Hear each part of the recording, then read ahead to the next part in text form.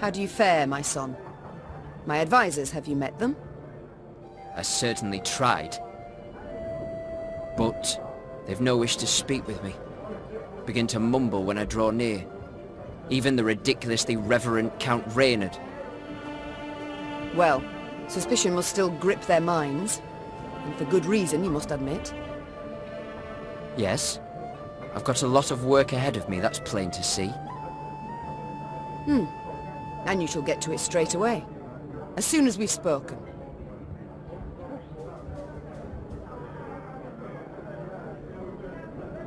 General at Dahi. You must tell me more about him. I think it wise to know one's foes. Actually, Mother, he reminds me of you, in many ways. Truly? You're serious? Mm-hmm. He's proud, confident, and positively loathes compromise. I'll take that as a compliment. But do we differ in any way? I mean, besides the beard. Contempt. He behaves as though he sees in us a different, lower race, the way some elves do. All the North he treats as a wilderness to be tamed, to be broken. I saw this in Edirne. I know what you speak of. But I won't allow him to do anything of the sort. Mother, I know Nilfgaard has not defeated you in battle. I know you've gone from one victory to the next. But I beg you, don't underestimate him. He's prepared to do anything, literally, to win.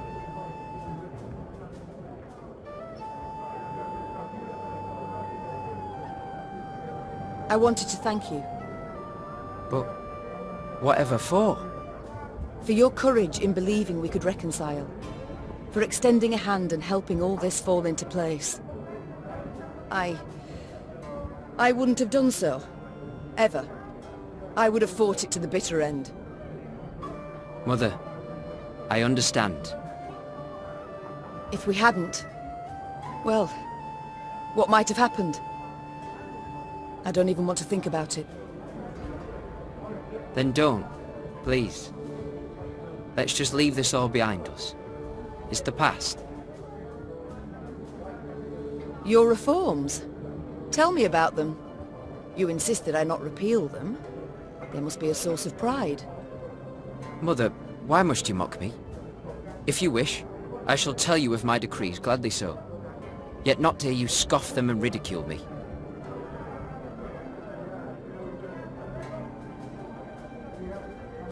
If there's any merit to them, you've naught to fear. Now tell me. I began by clarifying key aspects of the rights of spoil and staple. Meve listened intently and with rising interest. With her son's every word, her skepticism waned, giving way to swelling pride. And thence my decision to revoke Sparla's trade privileges. You stand quiet, Mother. Awfully so. There are few things I enjoy less than admitting I was wrong. We'll go over it all again, Willem, in detail, when peace comes, at a meeting of the Council of Peers. We shall speak later, my son.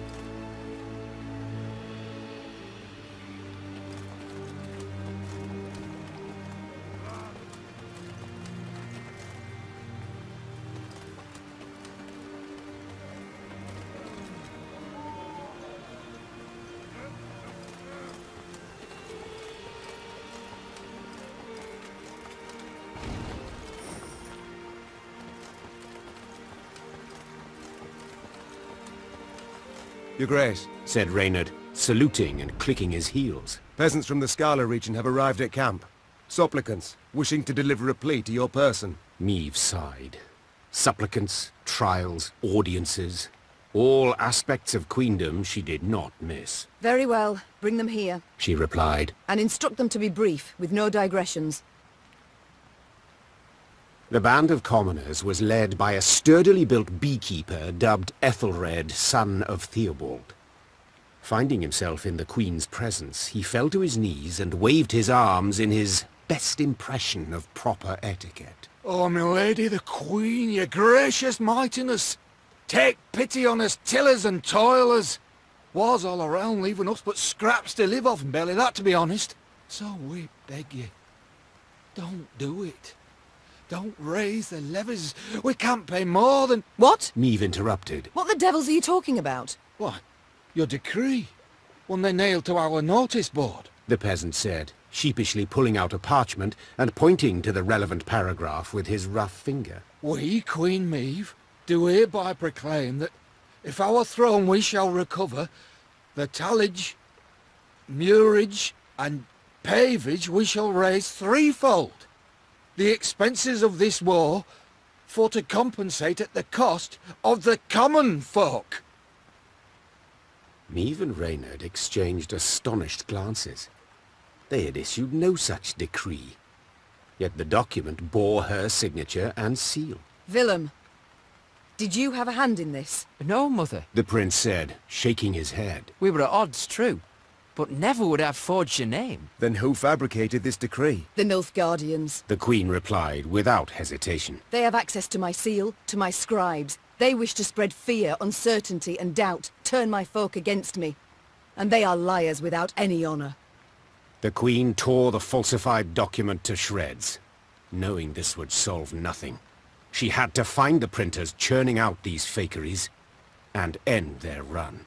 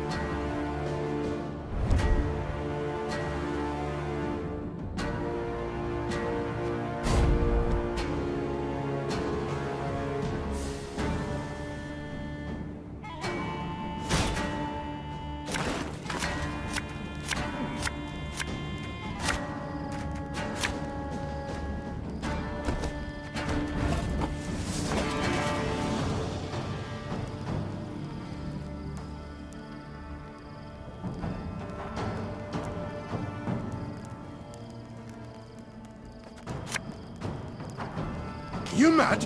Don't shake that!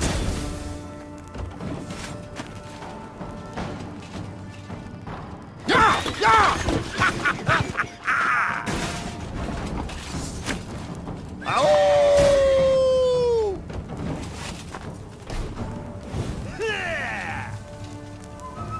Cannot fear! This could hurt.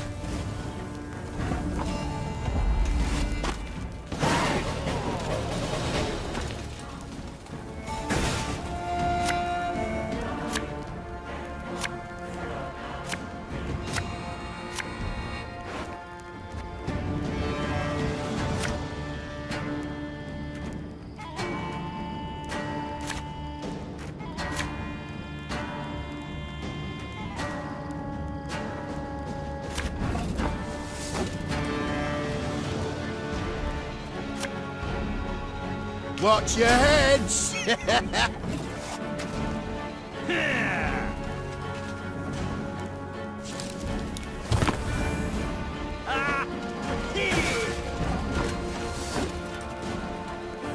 Catch!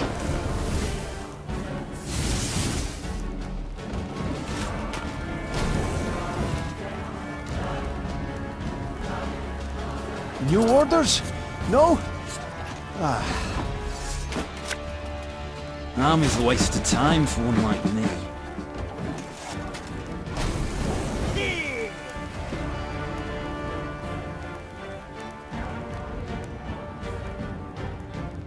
Must be an important lesson in this. But what?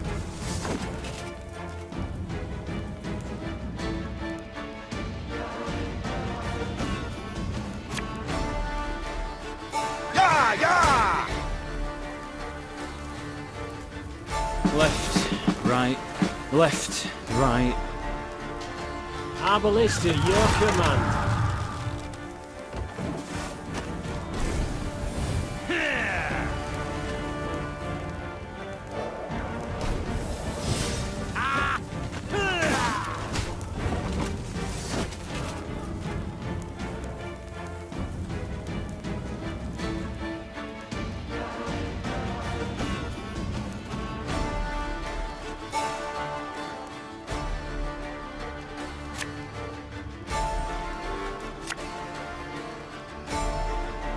There's a time to reap, a time to sow, and a time to die.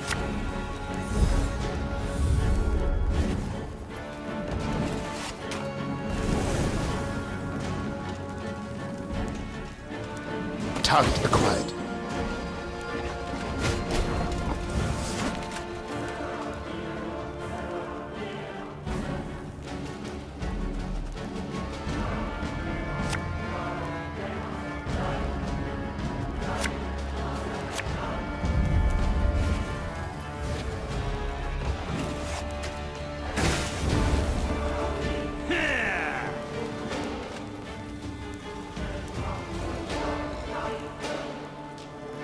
Please wait, Your Excellency.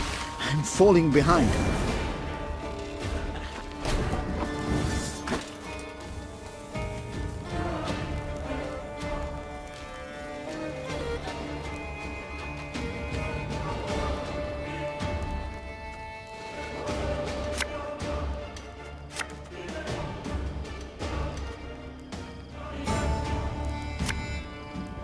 Her Majesty knows what she's doing.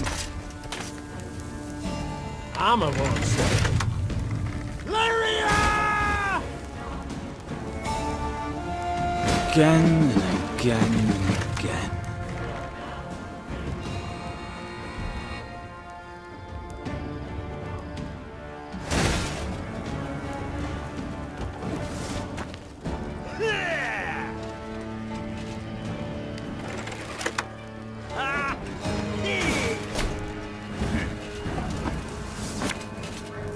Give me a time.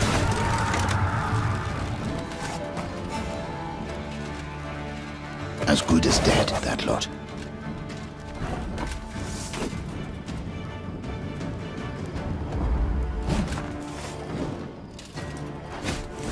Go on, Enkazer!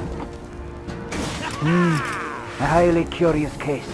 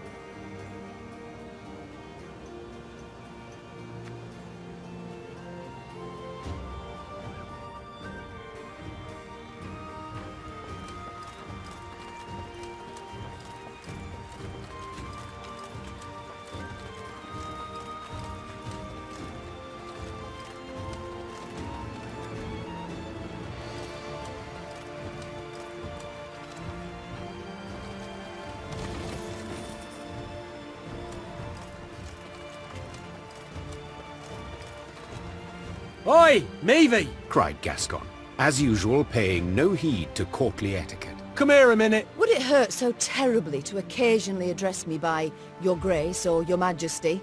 Didn't want to be petty, but since you bring it up, you've never once addressed me as the Duke of Dogs. Meve sighed, rolling her eyes. Get on with it. My lads jumped one of the Blackclads' transports. Guess what they were hauling? Gascon handed Meve a pot filled to the brim with a thick, dark fluid. Paint? Close. Prince's ink. Same tone used in those phony decrees. Meve spun on her heel, put a hand to her mouth, and yelled, Reynard! Send scouts to comb the area! Her soldiers returned a few hours later with good news. They were able to find a Nilfgaardian printer's workshop hidden in an abandoned barn. It was guarded by a division of elite infantry. Right, so? Gascon thumbed the edge of his blade. Shall we stop the presses?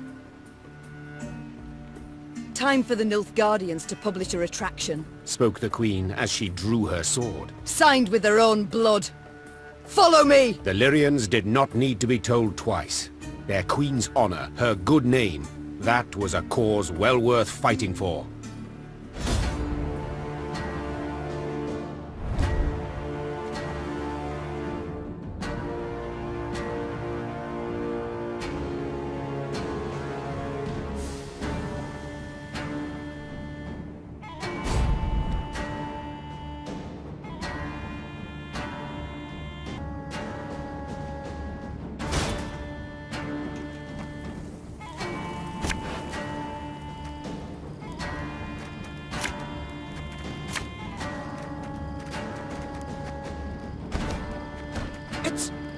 It's her! Yes, you fool her! Sound the alarm! Larum!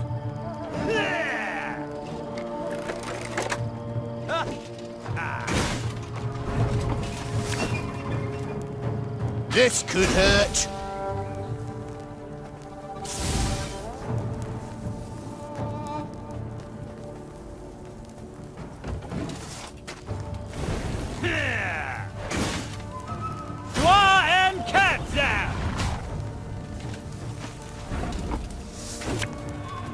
Watch your heads!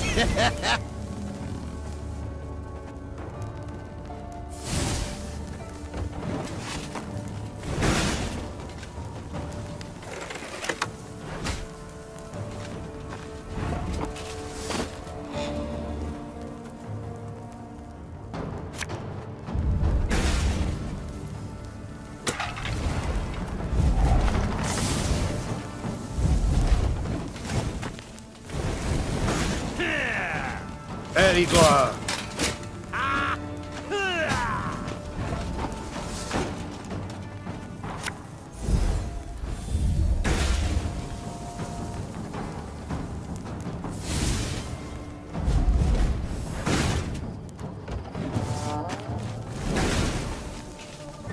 Hail Katza!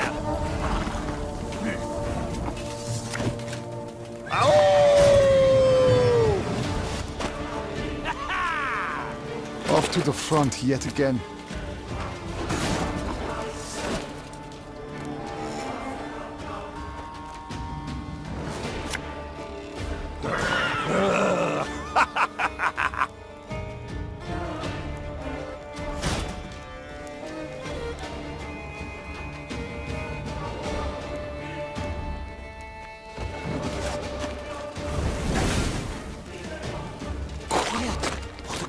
We're here.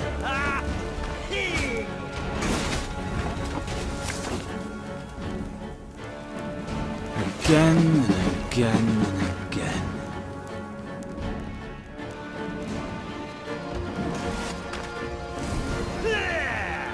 Brach! Scheiß! In! Trey!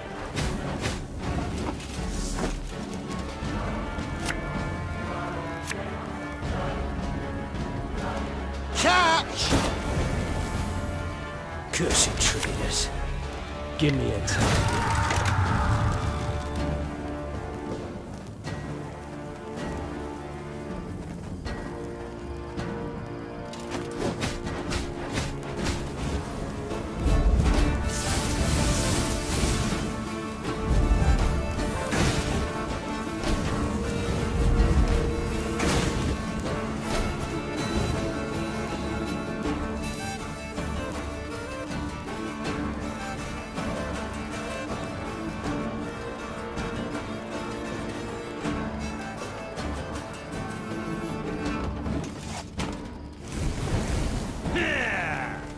to the front yet again.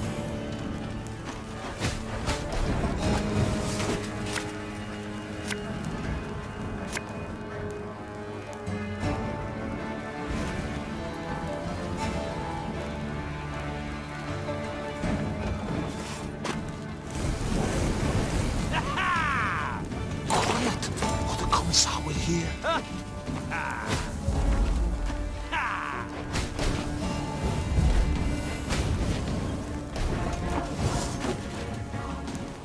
An army's a waste of time for one like me.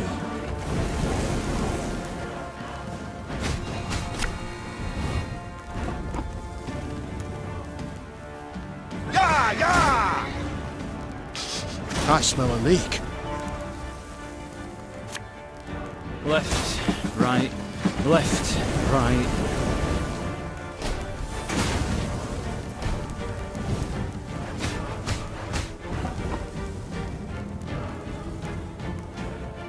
We'll catch them all! This harvest will be reaping black-clad heads.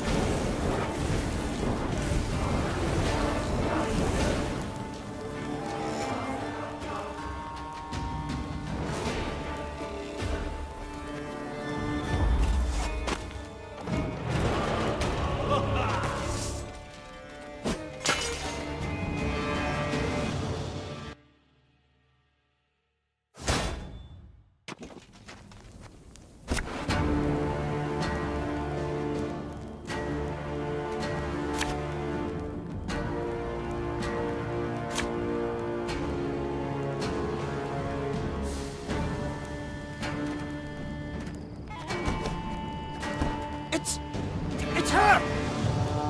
Yes, you fool her! Sound the alarm! Larum!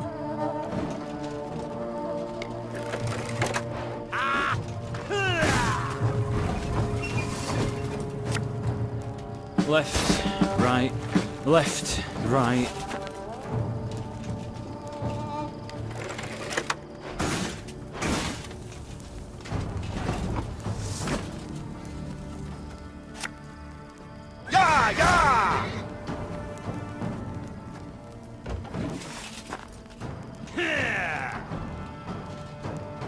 Erigor!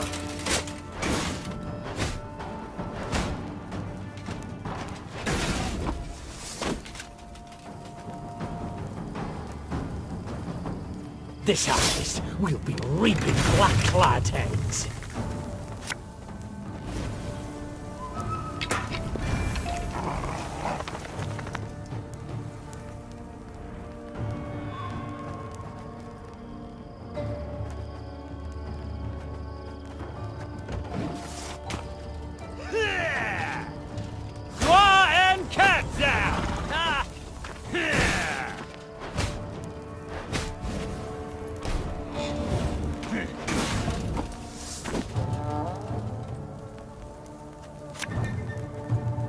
Again and again and again.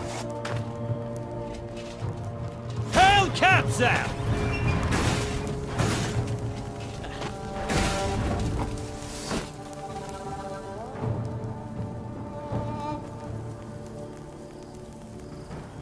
This could hurt. We'll catch them all!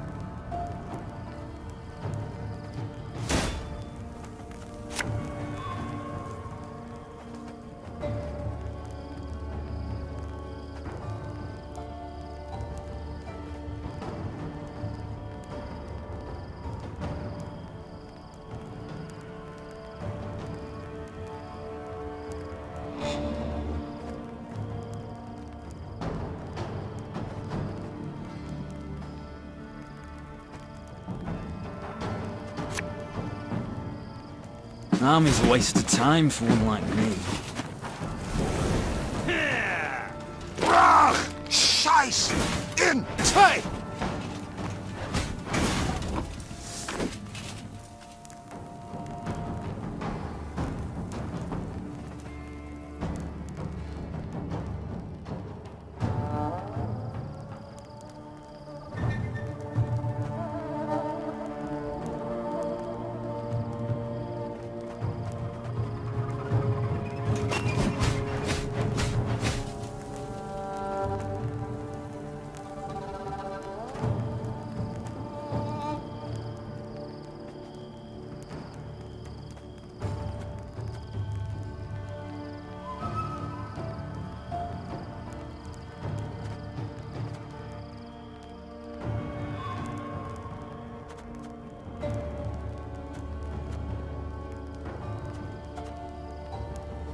Left, right, left, right.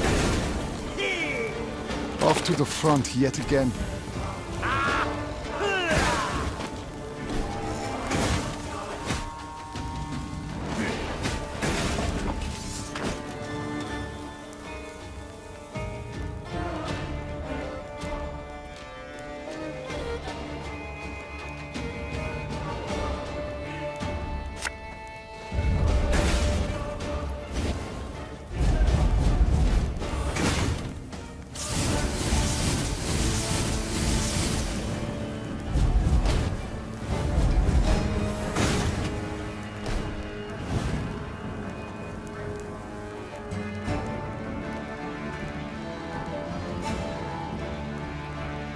Watch your heads!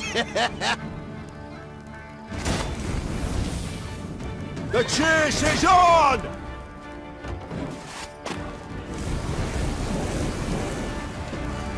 Quiet, or the Commissar will hear.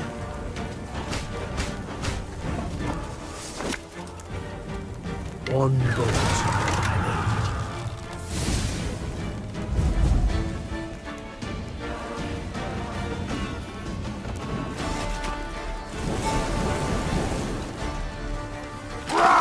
Scheiß! Intrigue!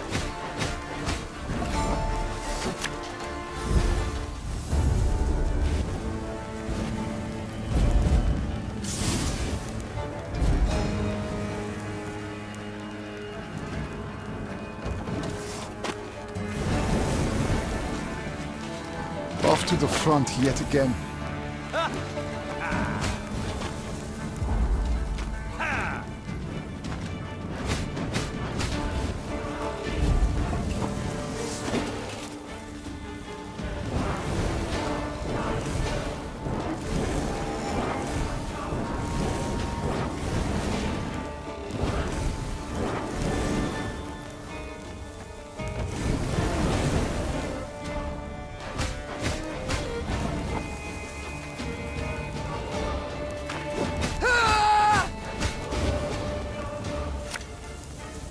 Give me a target.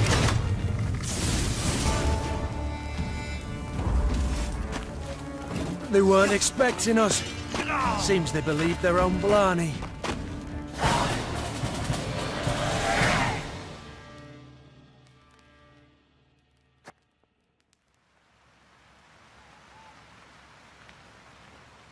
The Nilfgaardians fought fiercely, led by a seasoned covert agent. Seeing he would soon fall into enemy hands, he put a knife to his throat and, in a quick slash, sent blood pouring over paper and still wet ink. Reynard leapt towards him, trying to stanch the red tide. But it was too late, and the spy's secrets perished with his last gargled breath. Niamh picked up a freshly printed pamphlet. The document listed her many crimes and misdeeds, the true and the manufactured alike. Above the main body of the text, an etching depicted her, well, in a very unflattering manner. How about a taste of their own medicine? Asked Gascon, piecing blocks of type into a scathingly foul phrase. Me and the lads will scratch out a couplet about Epdahi, spread it around the countryside, give the folk a hearty laugh at those tossers' expense.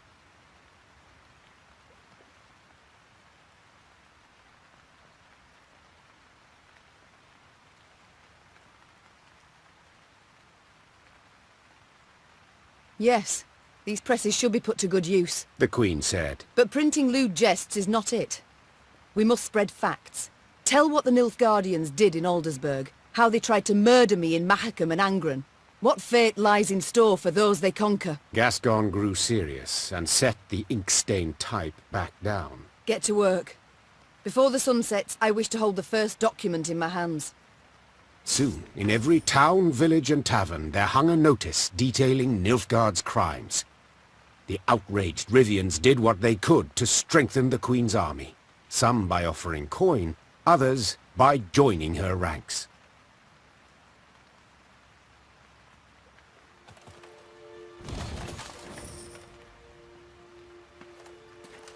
Nilfgaard left none alive in Rosberg!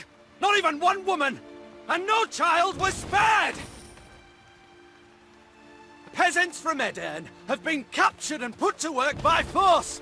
Nilfgaard now prepares the same fate for Rivia and all Rivians! Emperor Emir var Emrys is a Fran imposter! A Fran Doppler! Emperor Emir var Emrys is a Fran imposter! A Fran Doppler!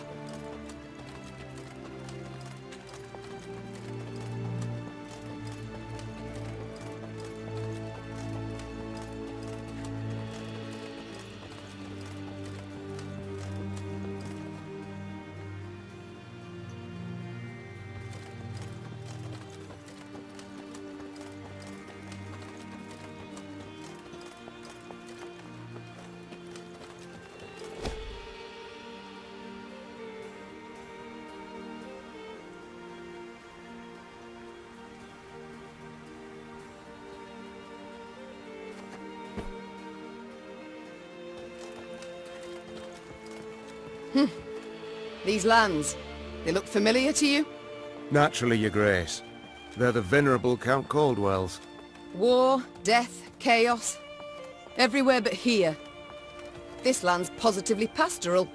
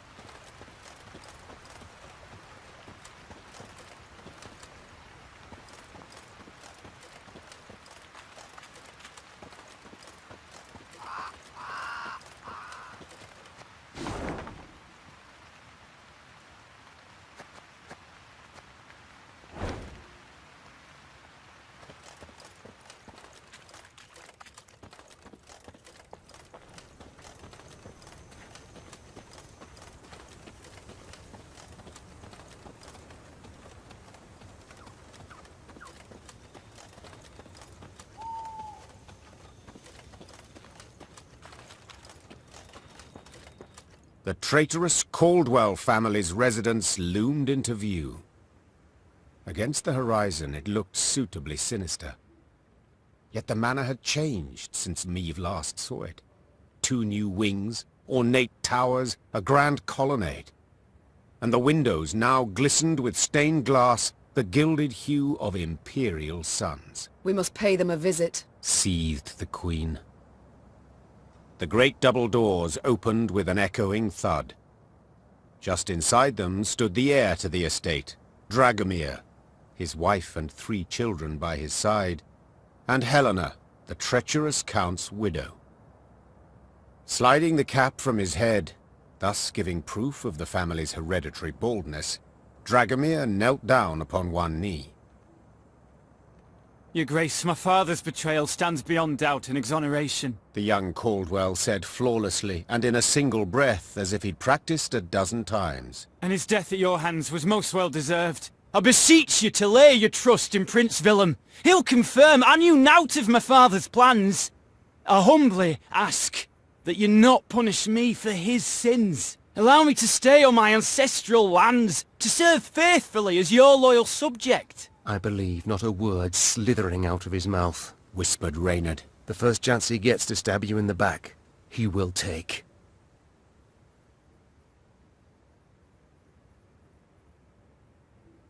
Meve narrowed her eyes and gazed at Dragomir.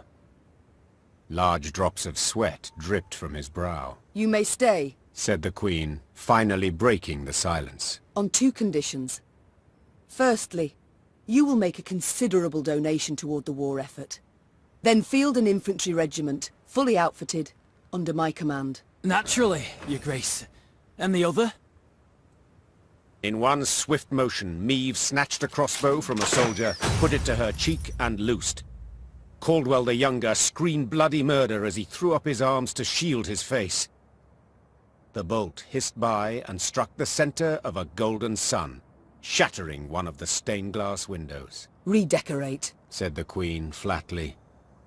She then mounted up and sped off, earnestly hoping she'd not come to regret her generosity.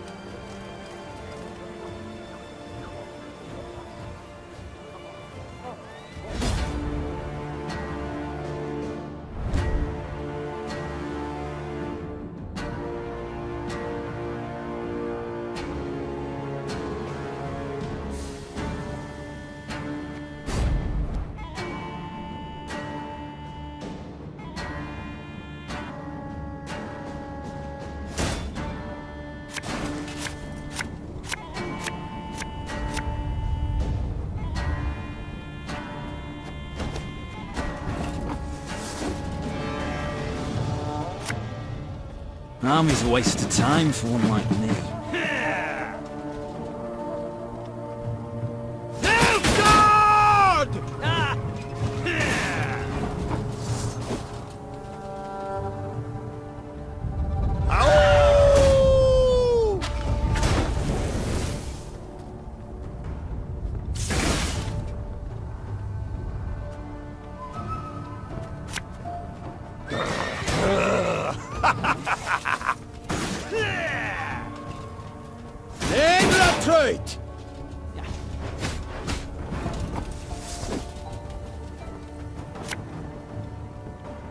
There's a time to reap, a time to sow, a time to die.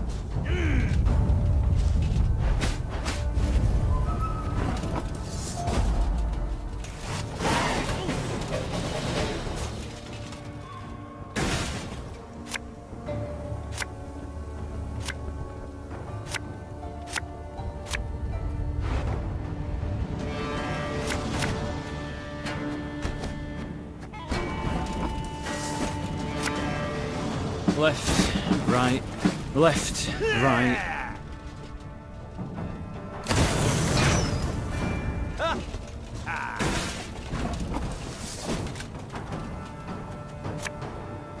Yeah, yeah! We'll catch them all! Our ballista, your command.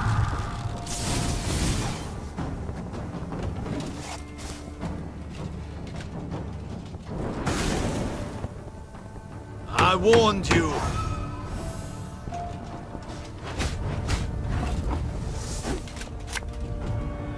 This could hurt.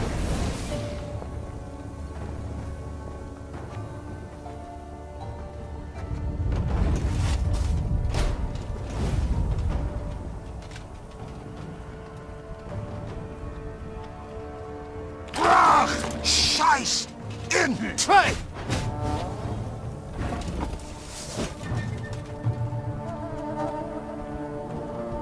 Again and again and again.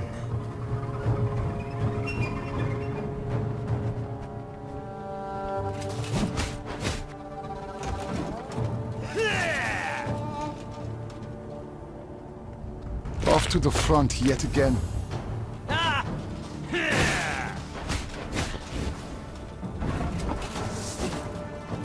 Sod it. Sod it all.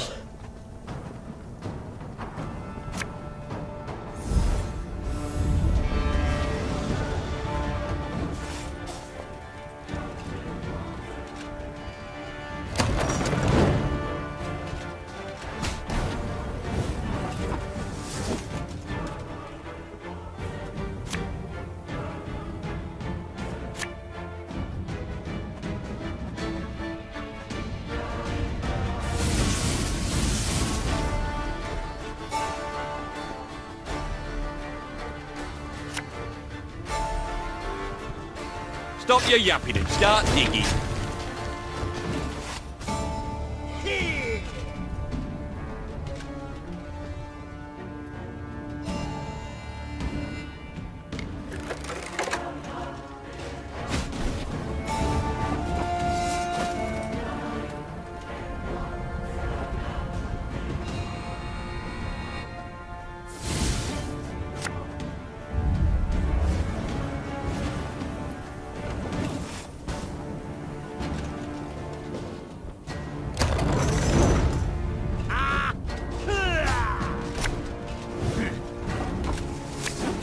The chase is on!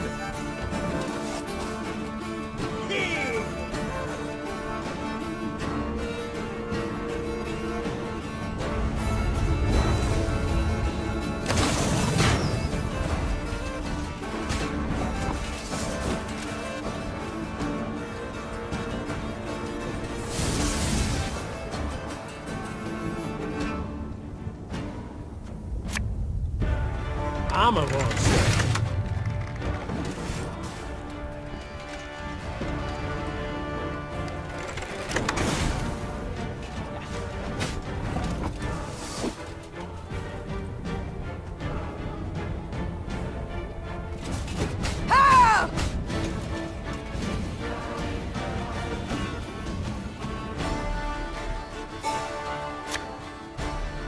Gonna need 3 buckets of nails and a tub full of pegs.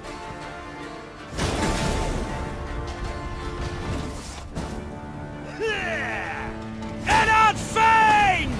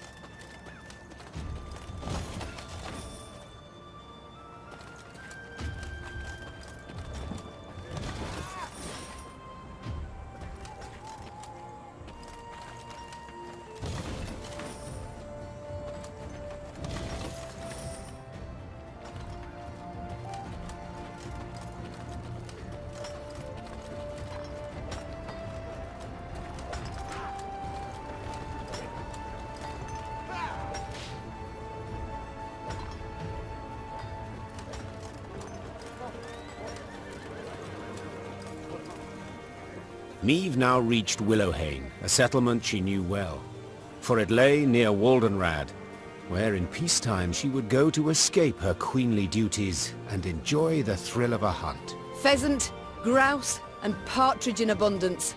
You will see, said Niamh in muted excitement, pivoting in her saddle to face Gascon.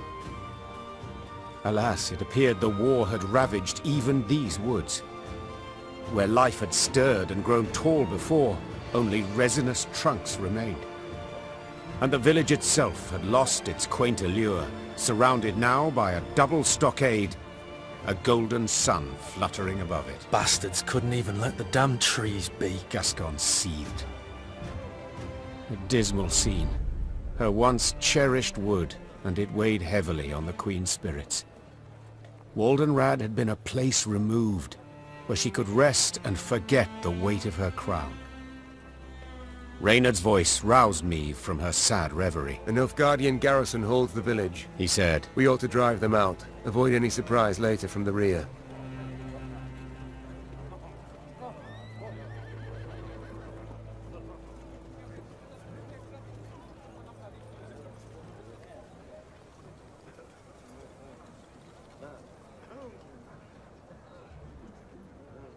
give the order to attack, but none is to play the hero. We shall breach or topple the stockade together. Senseless to perish so close to home. Reynard nodded. Moments later, the Lyrians rushed forth and attacked.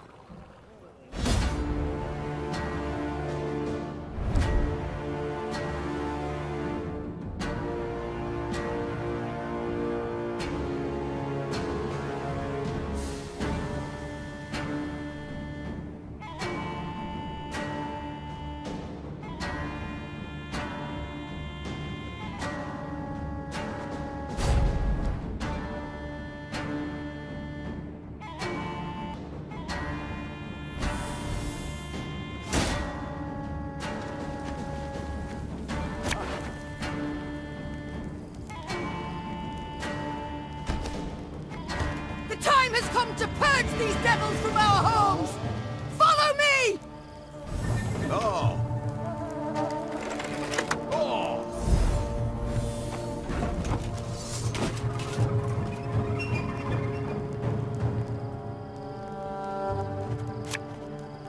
Yeah, yeah!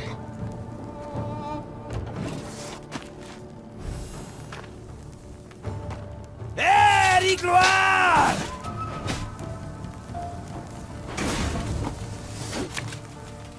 My spirit's willing and how, but these damn boots are killing me. Oh!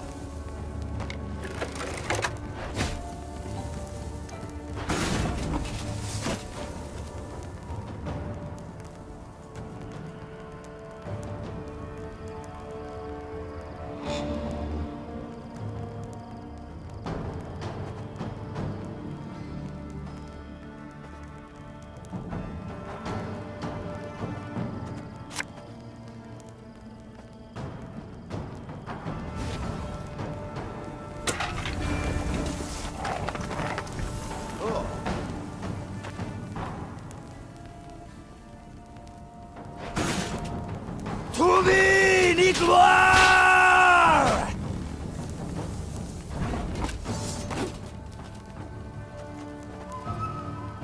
We'll catch 'em all!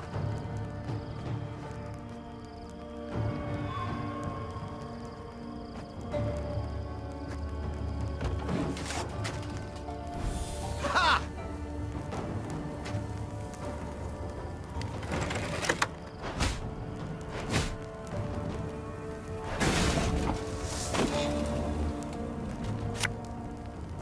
Army's a waste of time for one like me.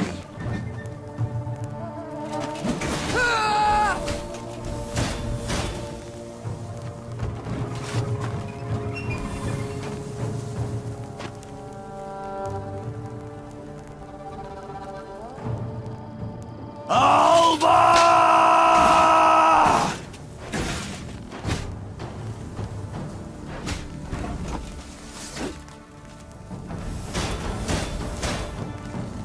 Watch your heads!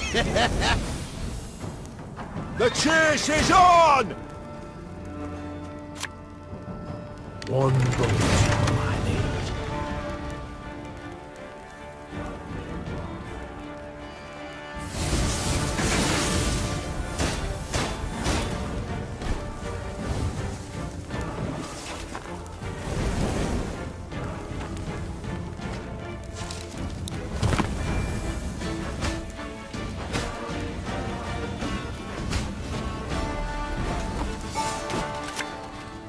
catch!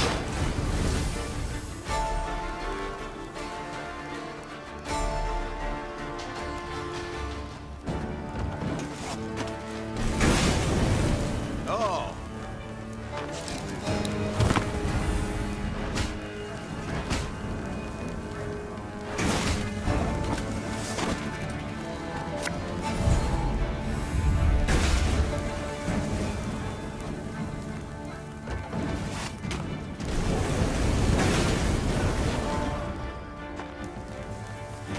A highly curious case.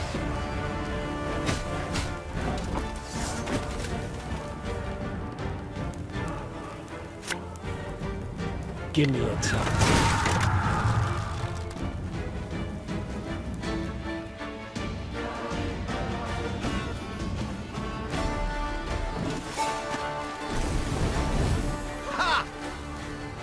Egreto dum anime est, spes est.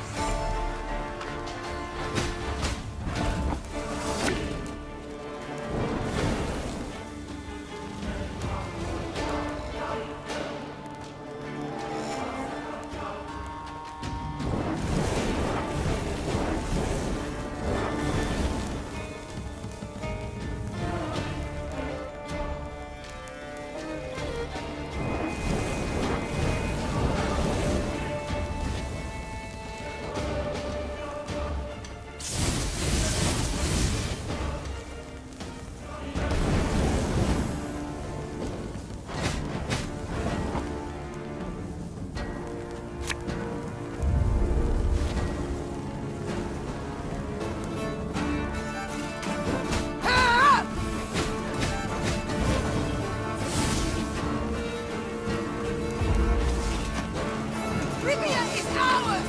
Ours!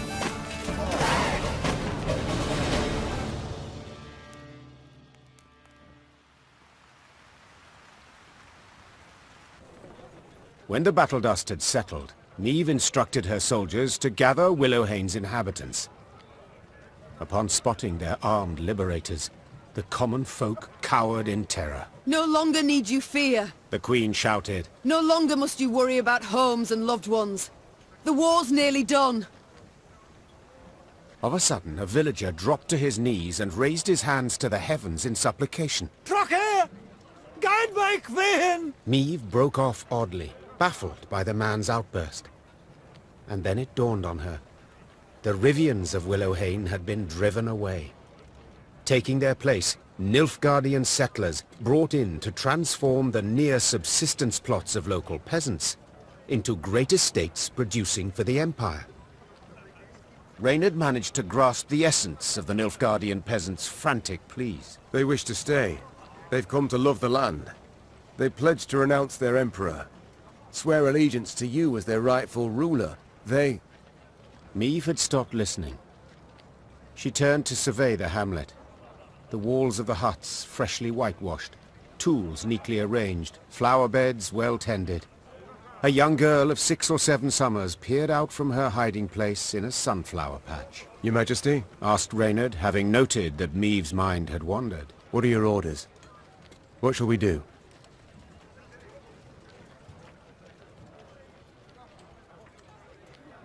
They can stay on 2 conditions. Tell them. For 15 years, they'll pay double the tax.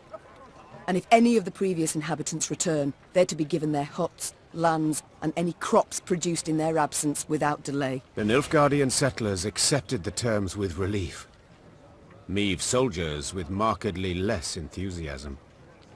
As the force left Willowhane, the troops made a show of knocking aside any food or drink the peasants offered.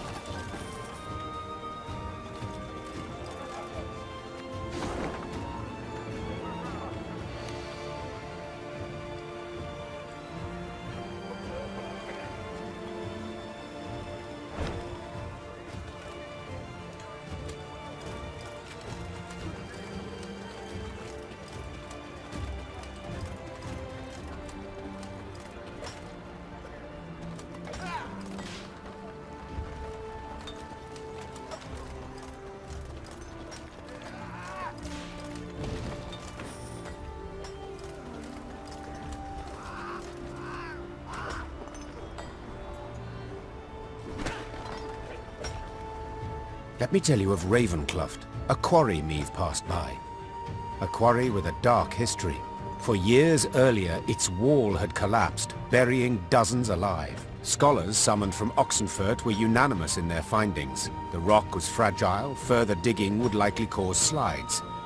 Meve had heeded the scholars' advice and closed the quarry by royal decree. Yet now, as she neared it, Meve could hear the even tap of pickaxes. She dispatched scouts to investigate. They returned promptly, their faces sullen, their cloaks blanched with a fine limestone dust. Quarry's open anew, Your Grace.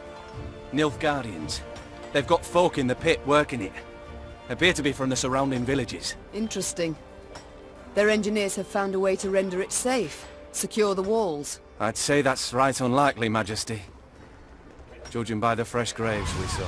My son, I trust now you see the superior culture Nilfgaard has brought. Said Meve, turning towards Willem. In answer, the prince merely dropped his head. The Queen then turned to Reynard, as ever at her side. Reynard, what do you advise? As a soldier, my queen, I'd advise against any kind of assault. The terrain's hard, unsuitable for a fight, and we've little to gain from a victory. As a man, however... Yes? To leave our folk in chains, in that death trap. It wouldn't be right.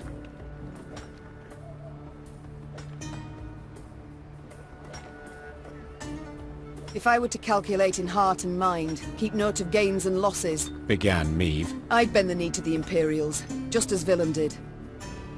But bloody arithmetic won't dictate my course. For I do what's just. I do what's right. Follow me! Her troops followed without hesitation, swords in hand, their hearts afire.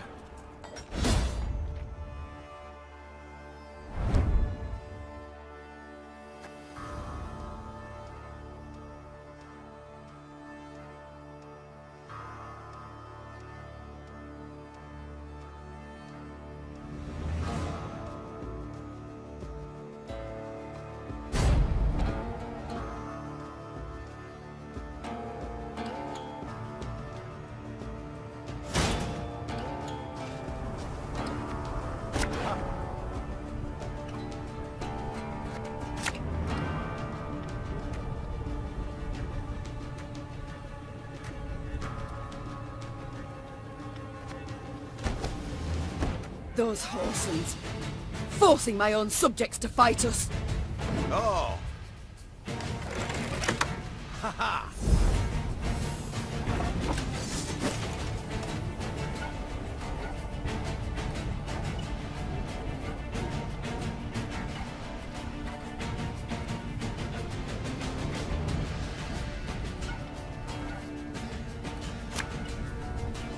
Catch!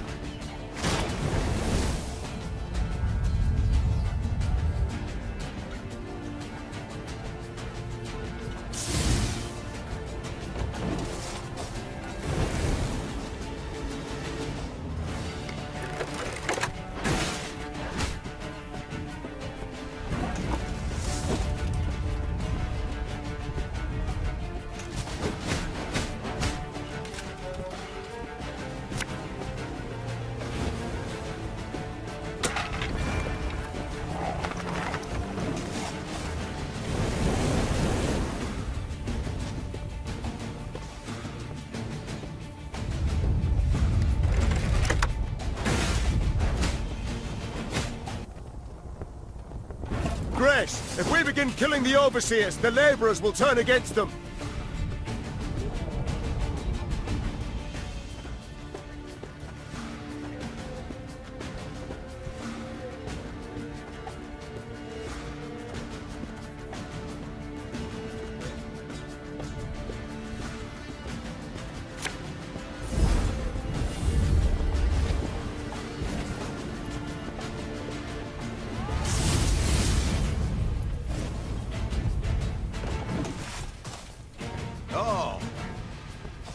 That will do.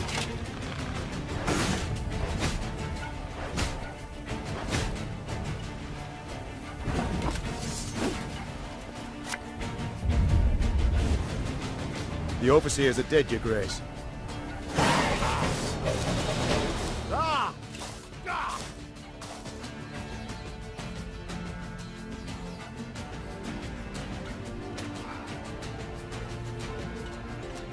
The Lyrians handily dispatched the Nilfgaardian overseers, more trained in the ways of the whip than the sword.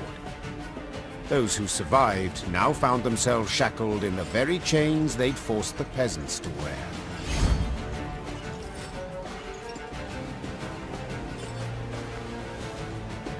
Peasants. Oh, unfortunate souls. The cruel labor in the quarry had taken its toll. They stood before the Queen, shrunken to skin and bone, clothed in tattered rags, their eyes reddened by dust. But in those eyes burned a brilliant fire. Your Grace, them black-clads treated us like dogs, stripped us of dignity. So we beg you, give us arms. Let us march neath your banner. 'Tis a chance at revenge we seek, we want. Reynard leaned towards Meave and spoke in a scarcely audible whisper. Majesty, they've nowt. Not boots, not even foot wraps. To equip the lot, train them, would cost a small fortune. 'Tis true. They've nowt to their names. Said the Queen. Have few skills to offer and little strength. But to look in their eyes is to know they'll never flee. Never throw down their arms. Such recruits are worth coining any amount. Emaciated, downtrodden, the peasants met the Queen's offer with gratitude. They relished the thought of facing their tormentors in a fight.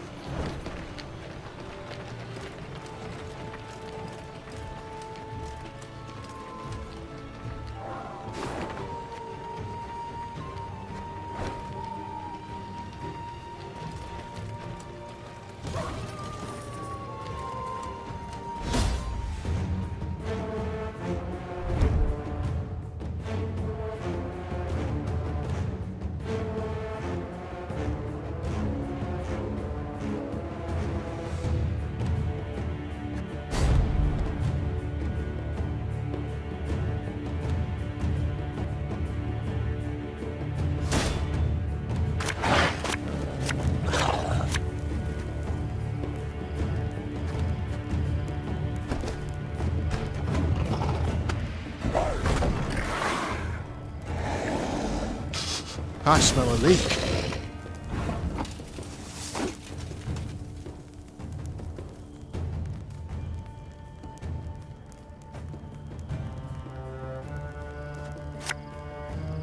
The chase is on!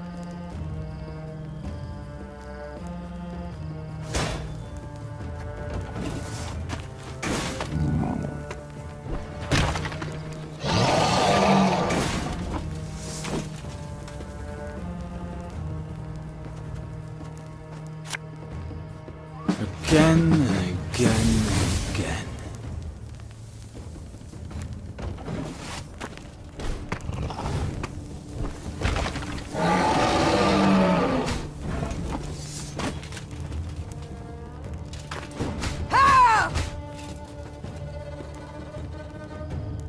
One boat.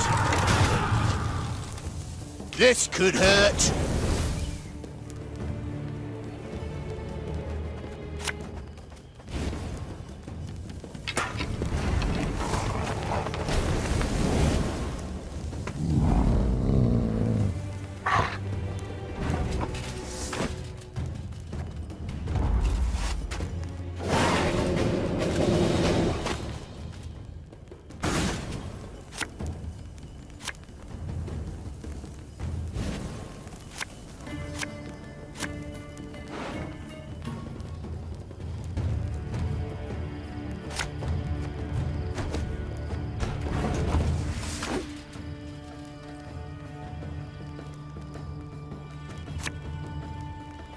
Army's a waste of time for one like me.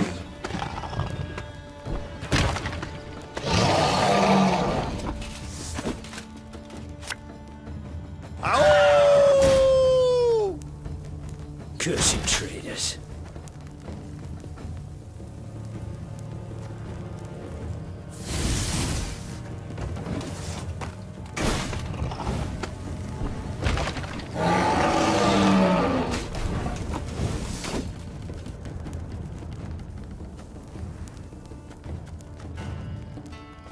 Watch your heads!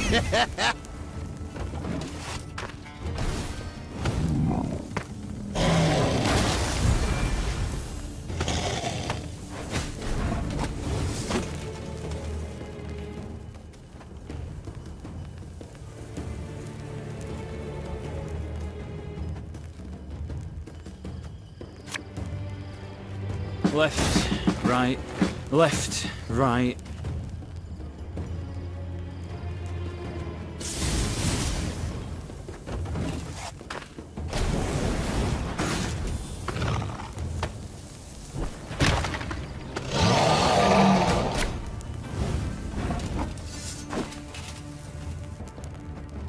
Again and again and again.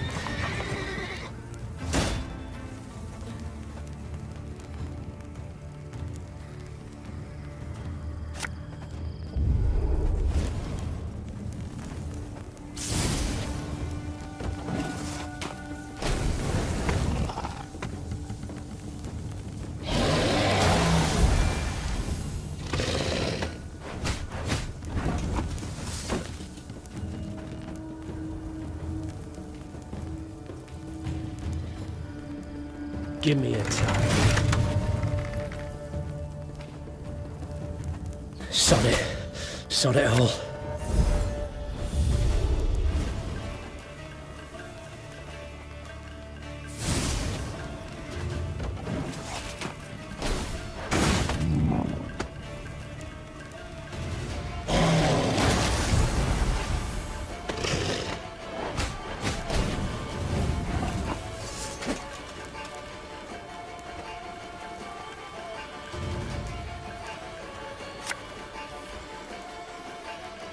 Our ballista, your command.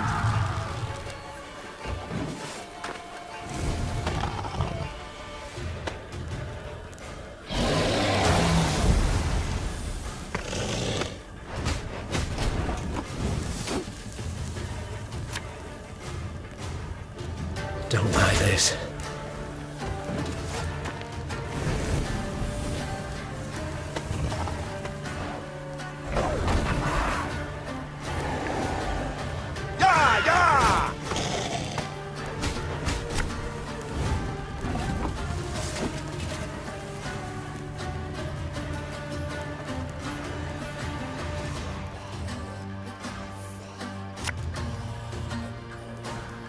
So much anger and suffering. For what?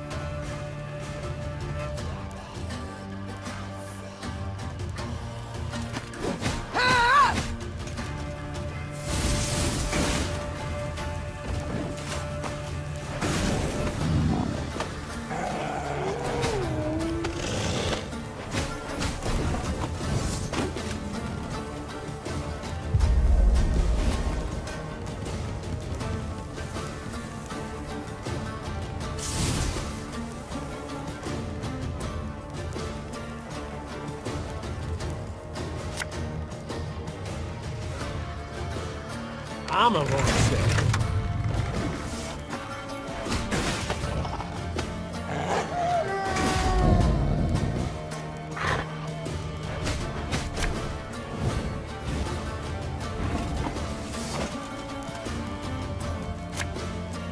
Catch!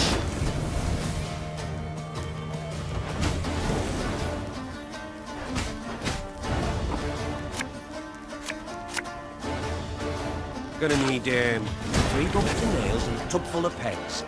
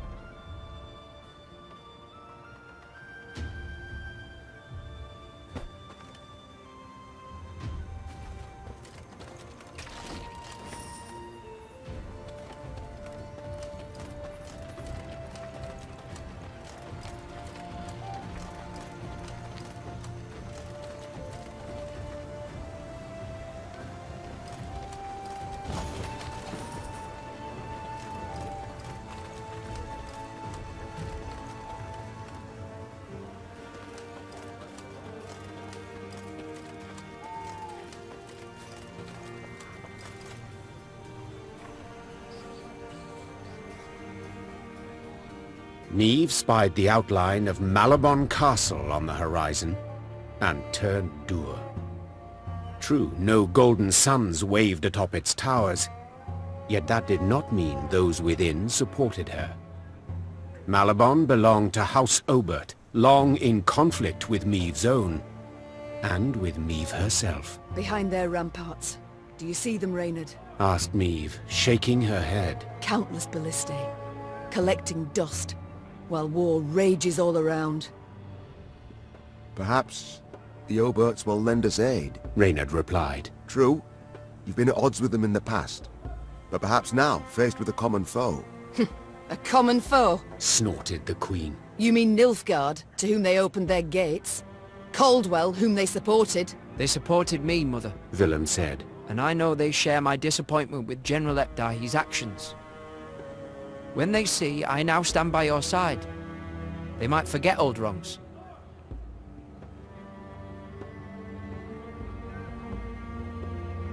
The things I do for the good of my realm. Meav sighed. So be it. Reynard, send a runner to the castle. Tell the Oberts their queen seeks a word. Moments later, the castle's heavy iron gate creaked open. Meav rode into the cobblestone courtyard, where Margravine Greta, head of the house, greeted her. Although, greeted is perhaps not the right word, for Lady Greta granted her only a barely perceptible nod. What can I help you with, Meav? The war, my dear.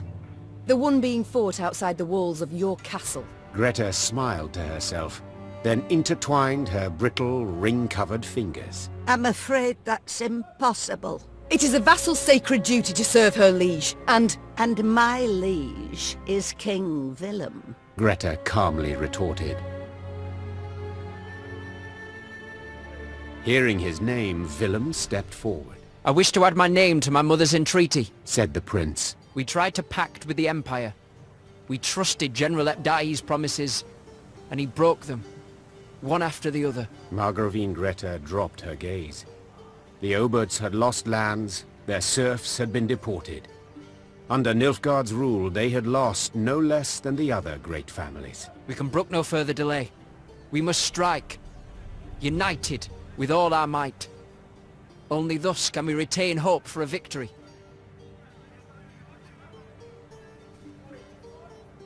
Mine is long lost, the noblewoman replied in a whisper. I watched from my tower as their troops marched past. An endless sea of black plate. But you are right, Your Majesty. At some point, one must say enough. even if that is one's last word. Willem grasped the Margravine's brittle hand and bowed. Thank you. On behalf of myself, my mother, and all our land. Meve left Malabon Castle reinforced by the Oberts and reassured by Willem's actions. If earlier she had harbored doubts about forgiving her son his betrayal, now she was convinced she had done the right thing.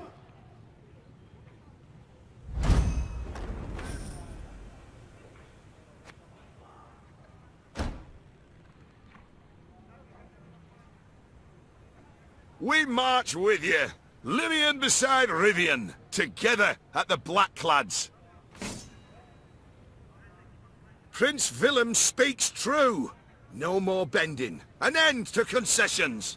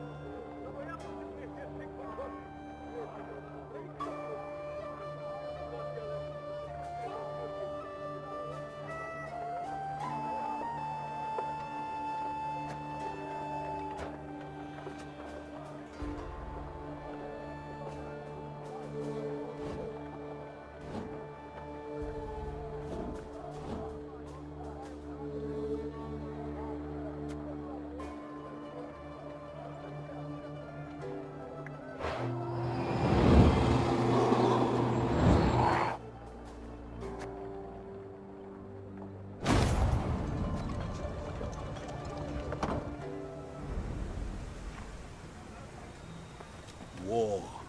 War, what is it good for? Absolutely not. War. War, what is it good for? Absolutely not.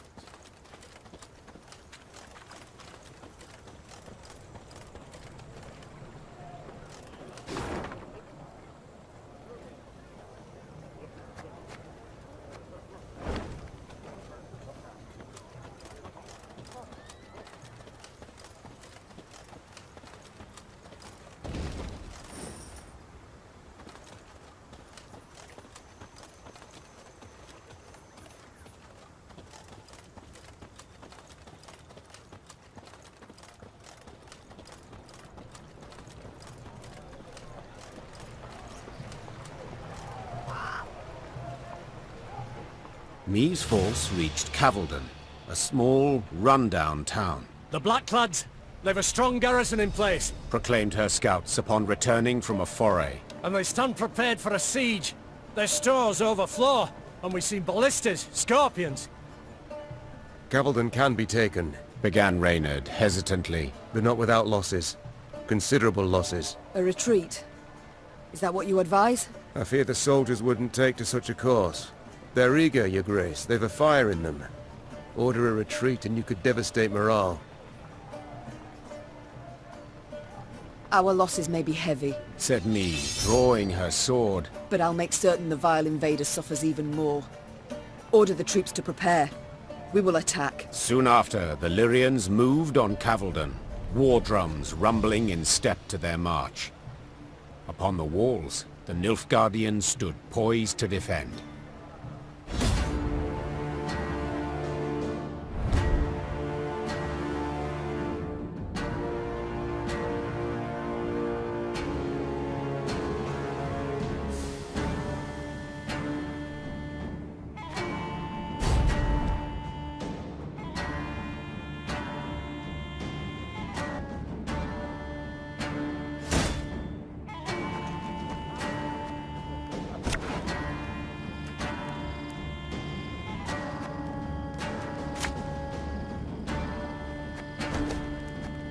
I won't leave a single city to these invader scum!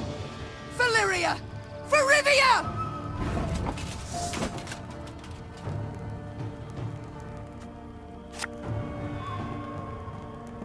This could hurt.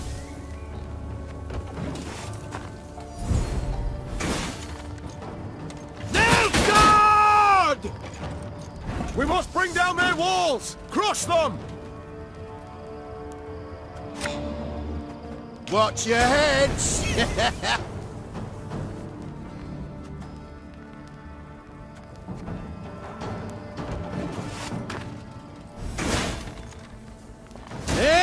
Retreat!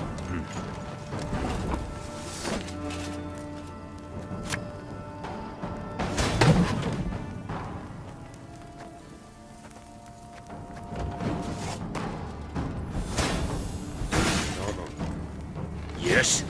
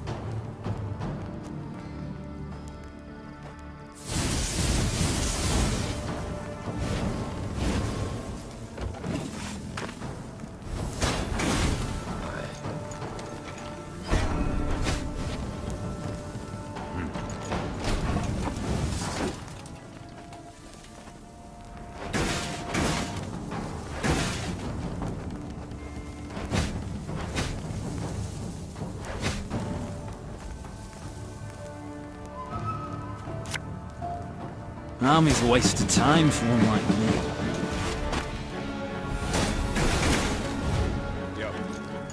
Very gloire.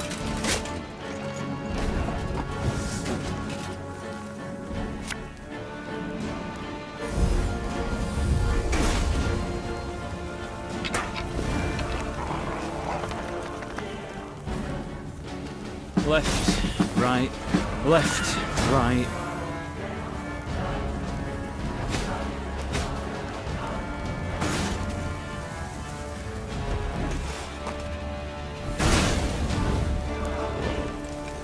Gloire en Kazer!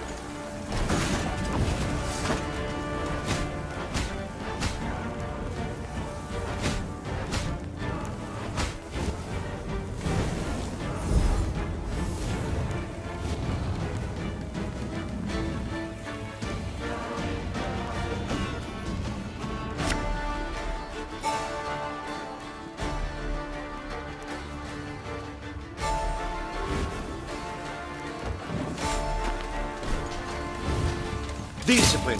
That is what you folk lack.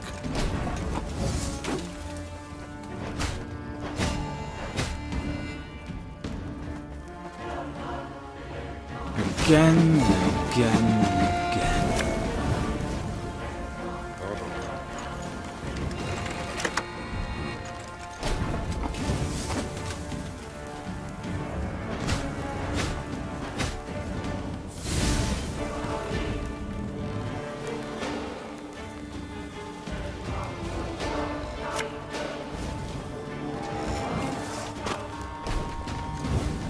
Very gloire.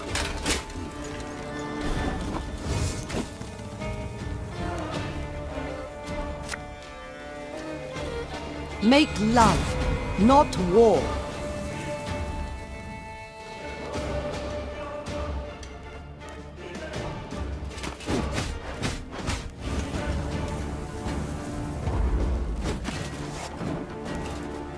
Gloire en Kazer!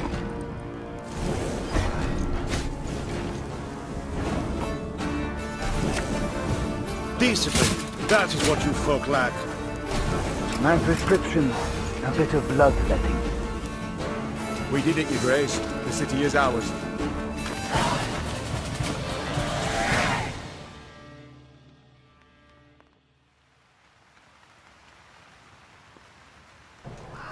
The Nilfgaardians had indeed prepared well, with grapples to repel hook ladders from the walls and long spears to rain down upon attackers far below. Meve managed on the fourth attempt to breach the defenses, but did so scrambling over the corpses of her own men. The Queen was in the field tent when Reynard arrived with surprising news. To be heard over the groans of the wounded, he had to raise his voice. Your Grace, a delegation of townsfolk. They seek an audience urgently. Dozens of burghers stood before the tent. Between them and the Queen, a man knelt in shackles.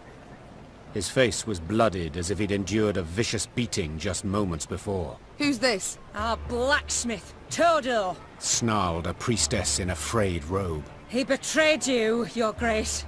Soon after the Nilfgaardians arrived, within hours in truth, he offered his labour and strength. They didn't even need to ask. Forged arms and armour for them, all for imperial gold. Meve gripped the beaten man's beard, tugged upwards, and looked him in the eyes. Did you forge the hooks? And the tips for those spears? I did, Your Grace. It was fine work, growled the Queen. Damned fine. Show him mercy, milady! Cried a withered old man in a flour-spattered apron. When the black-clad bastards captured my son, they were eager to hang him. Todor spoke for him, saved his life. He helped me too! Hollered a woman in the crowd. I were hungry. He shared what little he had. The townsfolk began shouting over one another. Some told of the blacksmith's noble deeds. Others labelled him a traitor deserving of a cruel and violent end. Meve turned back towards the field hospital, pondering the case. Then spotted her soldiers' corpses laid out in rows. Had it not been for Todor, there might not have been so many. Mother! Willem's voice pierced the air, replete with tension. My offences were far graver, yet you showed me compassion.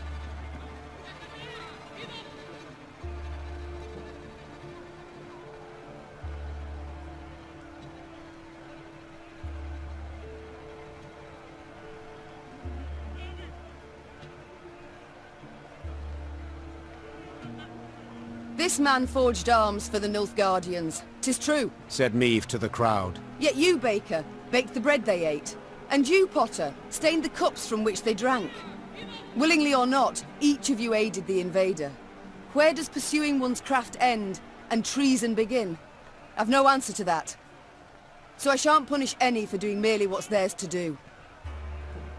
Upon hearing the verdict, the Queen's troops stared in disbelief, then began to boil. As she walked back calmly to the tent, they jeered and hissed. At the last, it took Reynard to calm them down. Meve had saved Todor, but she was convinced she'd not see the blacksmith again. Come evening, he returned to the camp, with a wagon full of arms so new they shone. If it weren't for you, Your Grace, they'd have torn me to bits with their bare hands, he said, kneeling before her. I thank you for speaking up for me. For my innocence, that is. I've a gift for you. A gift I knows you'll put to proper use. Meve took a spear in hand, put it to her shoulder, and gazed down the shaft. The tip glowed red in the light of the setting sun. Of that, my friend, you can be sure.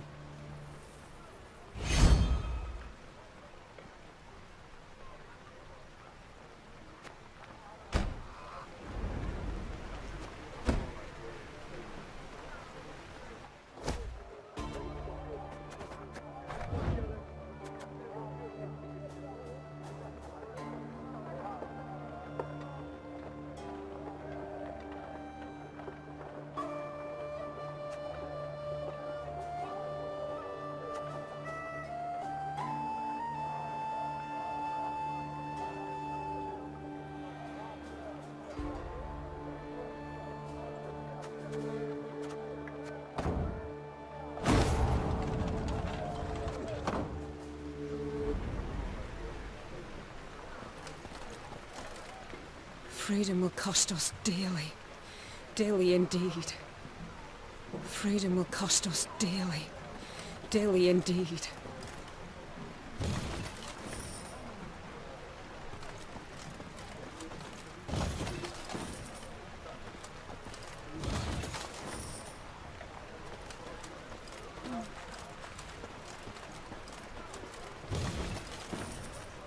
How could you, Your Majesty?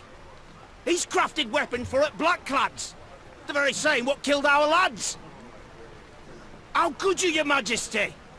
He's crafted weapon for at blackclads. The very same what killed our lads. Your Majesty, the hut's untouched. Ripe grain in the fields, 'tis hard to believe. I feared we'd have another Edirn here, with the blackclads setting fire to all. I feared nothing of the sort. Nilfgaard's not stupid. Lands it aims to hold it doesn't destroy. And Willem did bend the knee to the Emperor.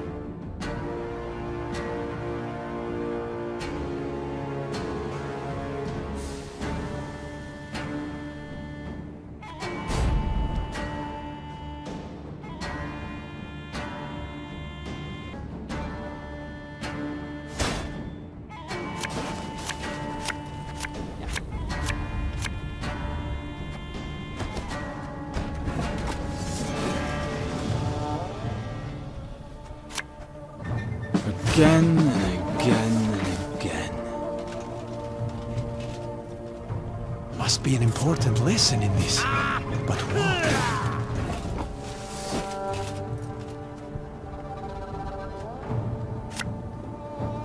You mad? Don't shake that!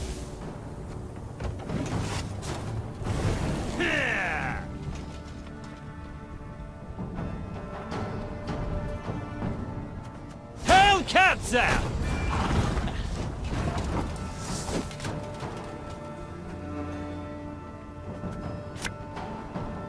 Stop your yapping and start digging.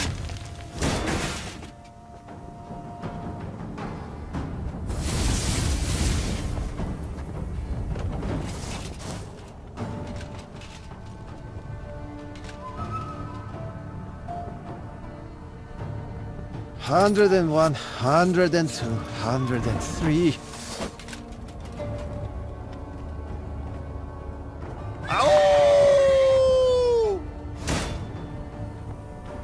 I'm a monster.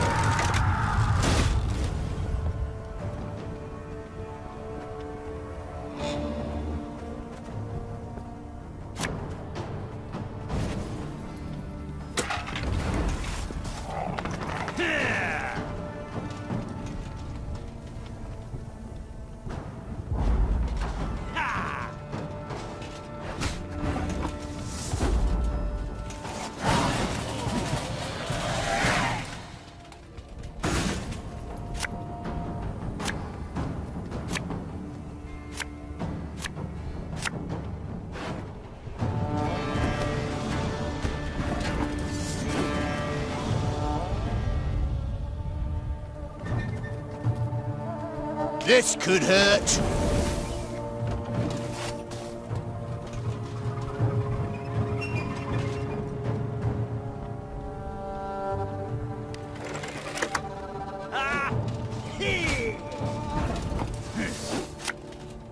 Watch your heads!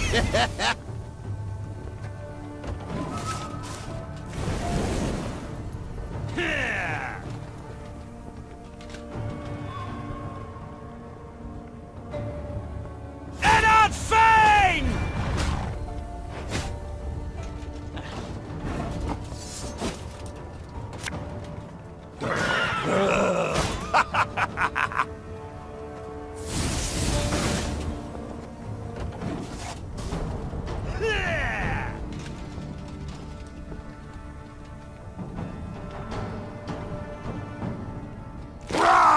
Scheiß!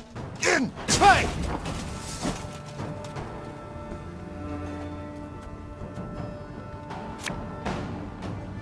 Ja, ja!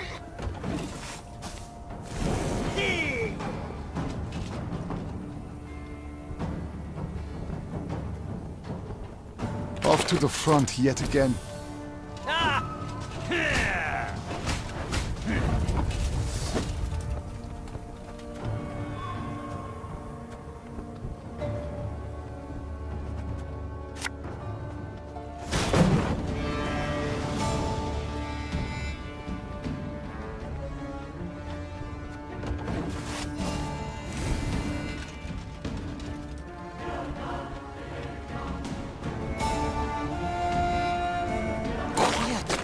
Commissar will hear.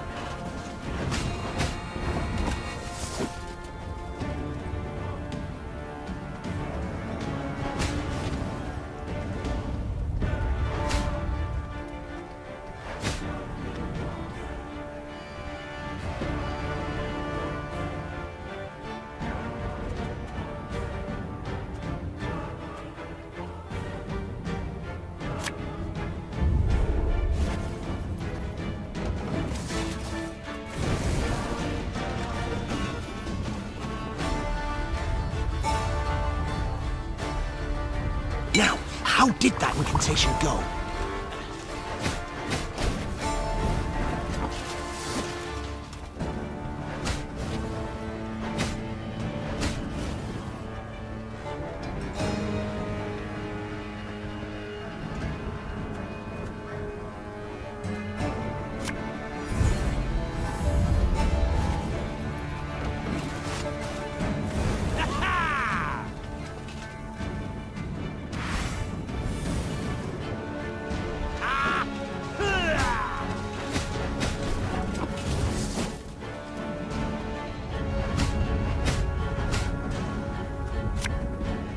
So much anger and suffering. For what? I never miss.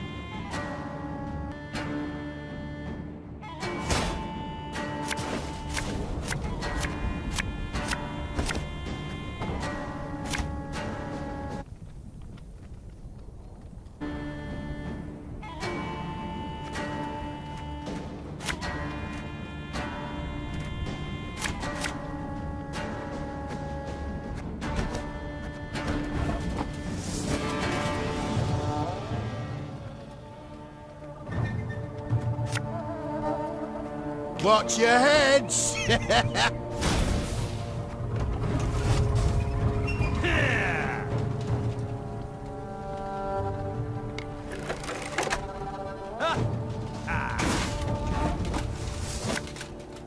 The chase is on!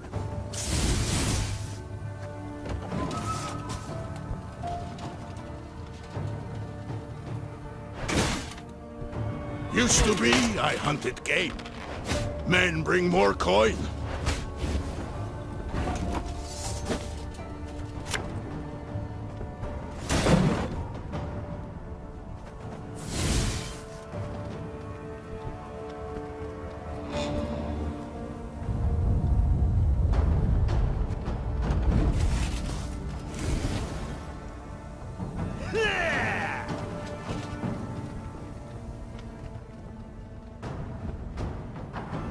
Scrubbing duty again? Oh, gods.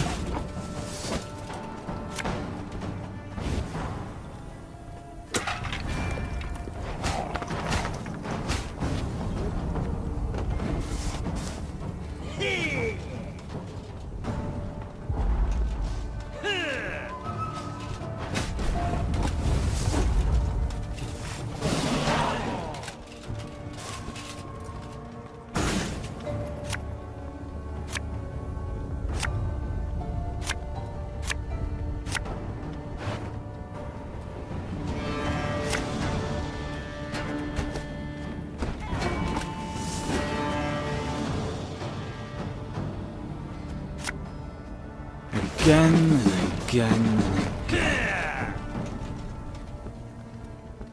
Zericania! Source of the best goods.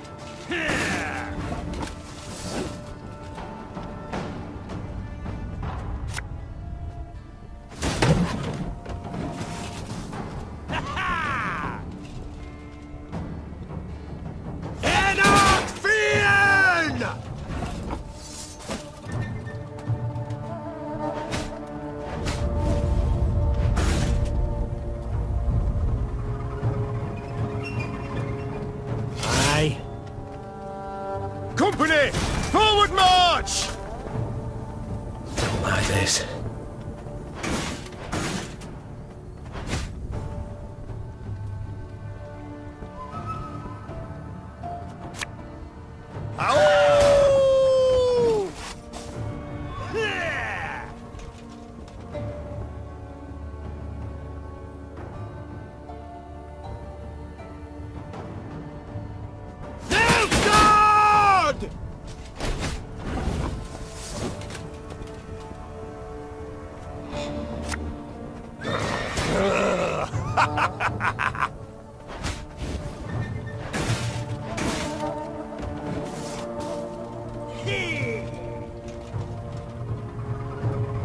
New orders? No?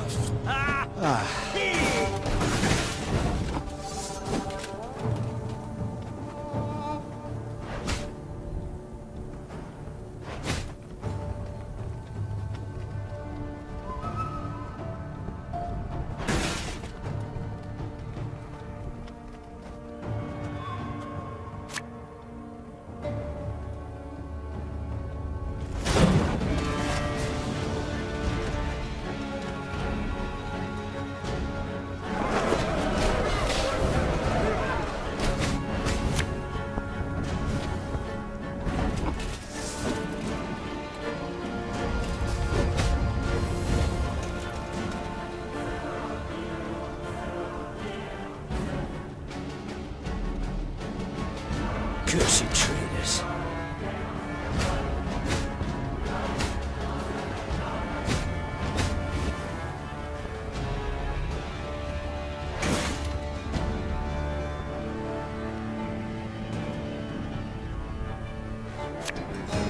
Catch!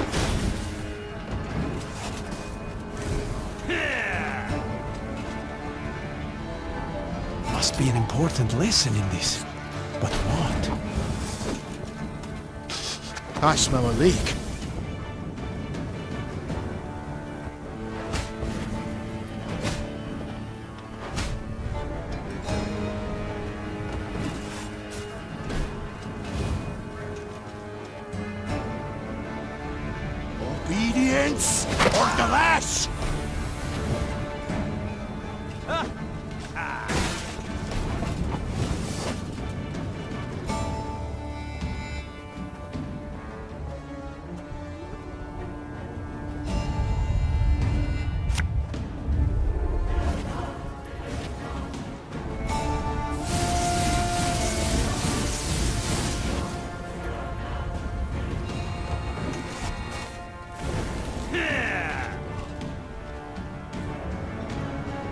Back in line!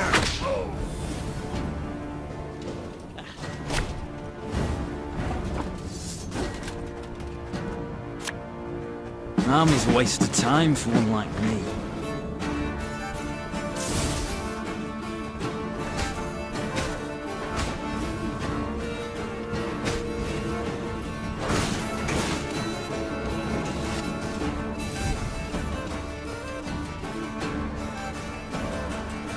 Move!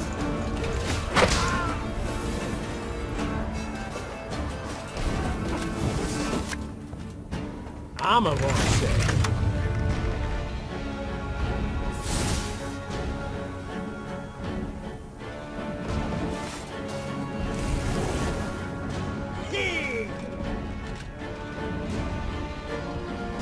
Fight for the Emperor and you might be freed!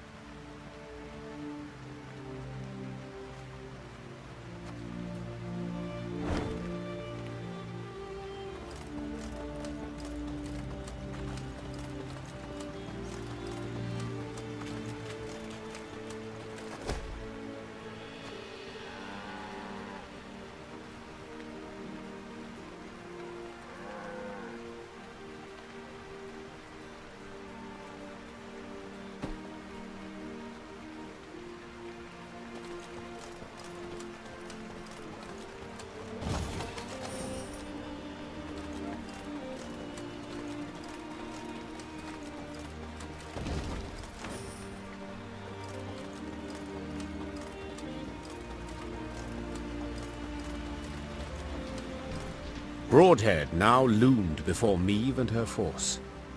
Once famous for its glowing forges and clanking manufactories, the city now stood silent. Why, you might ask? Because Mahakam. Decades past, it had opened its gates to human merchants and dwarven arms, exquisitely crafted and not nearly as dear as those made by man. The caravans had simply stopped coming to Broadhead. When its black-clad garrison spotted the Lyrians approaching, they'd hastily fled, left the city's gates open wide. Yet, they did not leave empty-handed. Their convoy comprising at least a dozen wagons loaded ostensibly to the hilt. With what might they have fled? With something damn heavy, replied Gascon, squinting his eyes. Look at this. 2 horses to pull each wagon, and the wheels cut deep into the road.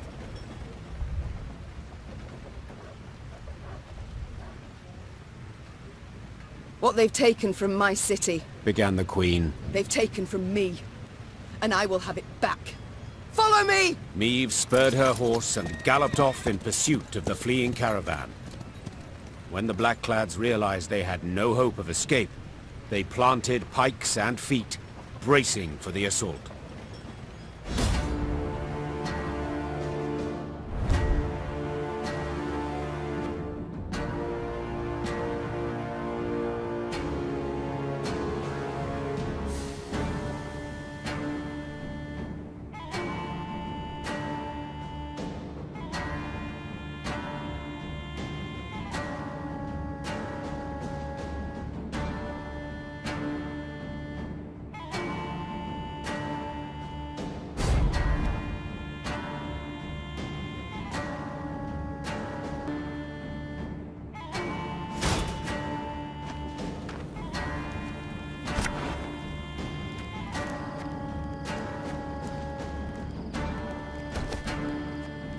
Stop!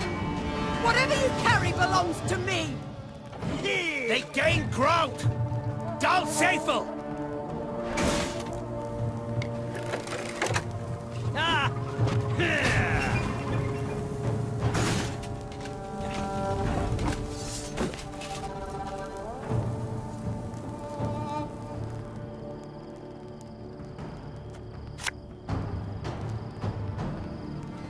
Watch your heads!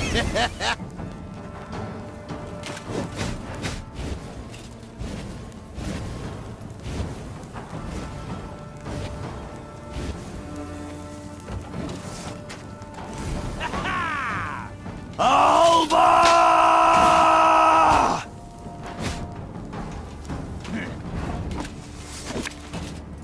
Catch!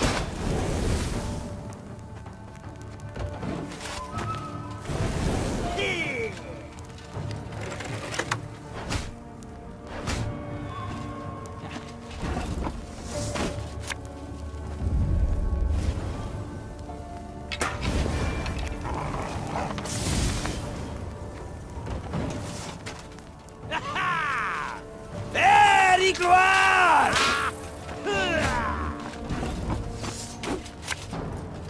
The chase is on!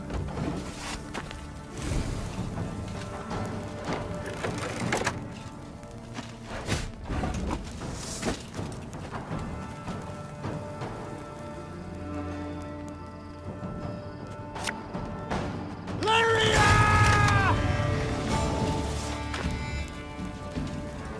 To the gloire!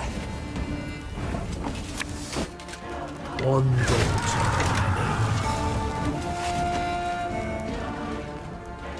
My boots got sand aplenty.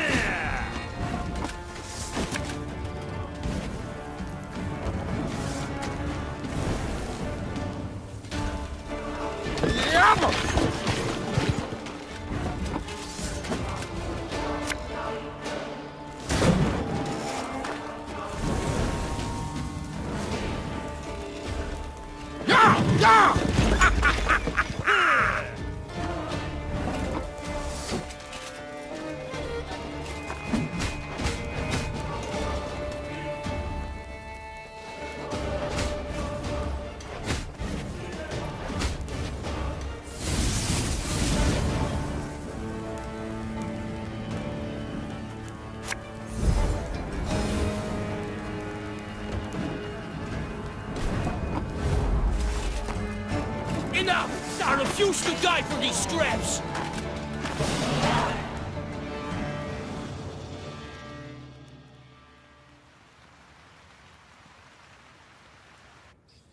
Meve personally, and none too gently, shackled the Nilfgaardian commander, a young nobleman with a precisely trimmed moustache. Like many noble Imperials, he spoke fluent common. The wagons. What's in them, Captain? Scrap, Your Majesty. The Imperial promptly replied. Noting the Queen's confusion, he elaborated. To be melted down and recast into arrowheads and spear tips. Our engineers originally planned to use the foundries in Broadhead, yet these proved too primitive. We were ordered to remove the scrap, take it elsewhere. Any pride from the victory vanished in an instant, and Meve swelled with anger, but also with shame. The shame came from realizing that to the invader her realm was naught more than a weak, underdeveloped backwater. Meve slammed the chest she'd opened shut. Blast it! Back to Broadhead. Let's ride. Crumbling walls, shattered windows, rotted wood. Broadhead was bleak, a dull shadow of its former self. As the Lyrians entered, the somber townsfolk glared at the arrivals and uttered not a word. That is, until they saw Willem and began to hiss and growl. Meve resolved to address the crowd. Folk of Broadhead, you're free at last. The Nilfgaardian occupation is done. Aye, and a new one starts now. Are you madman? Don't you recognize our banners? The Lyrian army stands before you. Oh, I recognize banners. Served neath them as a sergeant 15 long years. And then I came back to my hometown. Know what I found? Hardship and squalor, your grace. All had gone to shite. On account of damn dwarves. Been flooding Rivia with their metal goods for years now. Us smiths don't so much as light their pipes in their foundries no more. You call yourselves the Lyrian army. Colours and banners confirm it. Well, what about your arms? Weren't forged in us fires, but in Mahakams, by us worst foes. Hell, I even see some at knobheads in your ranks. And right behind, Prince Willem, who bent a knee to blackclads not long past. So what freedom's it you're giving us, your grace? Freedom to beg in common, not in Nilfgaard's mongrel tongue? Beg? What do you want about, man? There's no levy on goods from Mahakam. But without it, us workshops don't stand a chance. And ye, your grace, you wear their armour, bear their arms, and bring bearded bastards to our doorstep.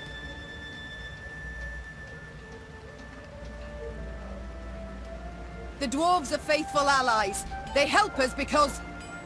'Cause they've got something to gain. Simple as that. Enough. Silence. Consider yourself lucky you've a merciful queen. I'd have had your head off by now. Move along. Before Meve could leave the market square, Barnabas politely interjected.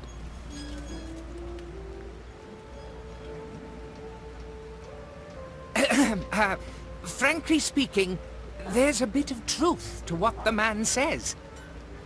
I'm perfectly aware of that. But what do you want?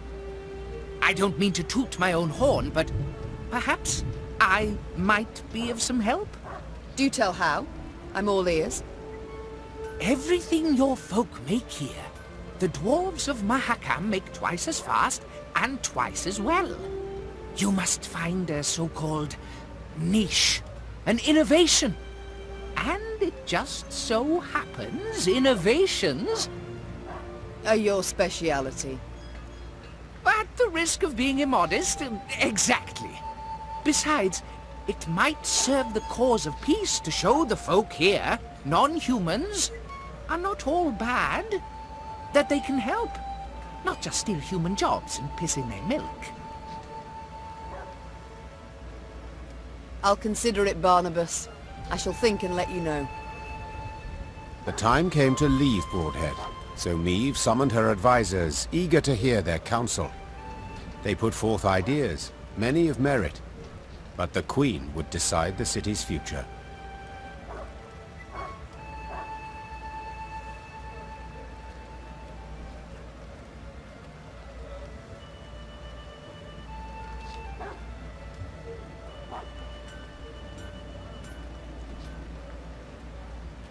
After careful deliberation, the Queen approved Barnabas's proposal. He would manage the city's ailing industry and seek to restore it to health. Barnabas, just please, do your best not to blow it all up. Don't you worry, Your Grace. The only boom in this town's future is that of the economic sort.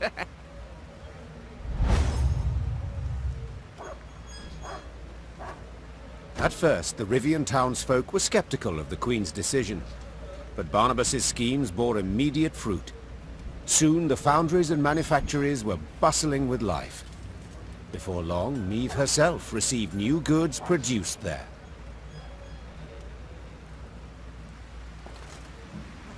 Now, I'm no ally of gnomes or any freaks, but this Barnabas bloke, he's not a bad apple.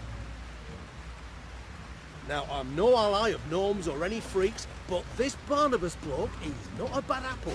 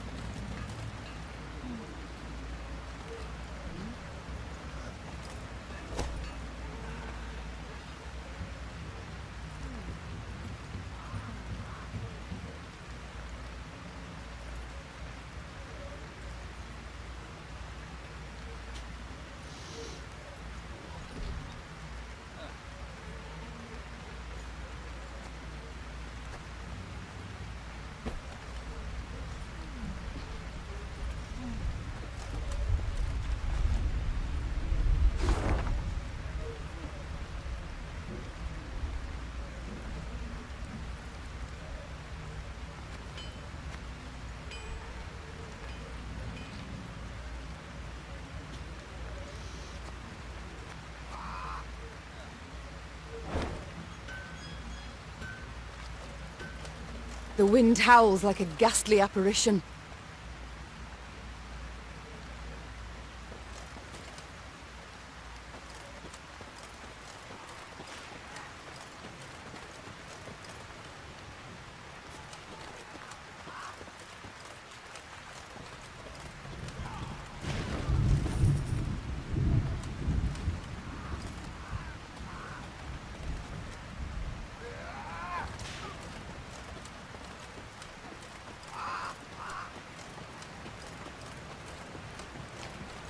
When Niamh saw Reynard's usually stoic visage rent by a half-moon grin, she knew he brought particularly good news. Your Grace, our toil has borne fruit. The liberated towns of Rivia have hired an outfit of mercenaries conveyed to your command, along with wishes for a speedy victory. Niamh cast an eye over the long column of hired soldiers, taking in their top-notch arms and battle-hardened faces. Her gaze lingered longer on their banners, surprised to see some bearing the Caldwell crest, suggesting Dragomir had proven worthy of the trust she had extended him. With support like this to bolster our ranks, our way grows easier, said the Queen with a smile. Send the townsmen a letter. Say their queen thanks them for their devotion to the realm, and when the time comes, she shall reward them fittingly.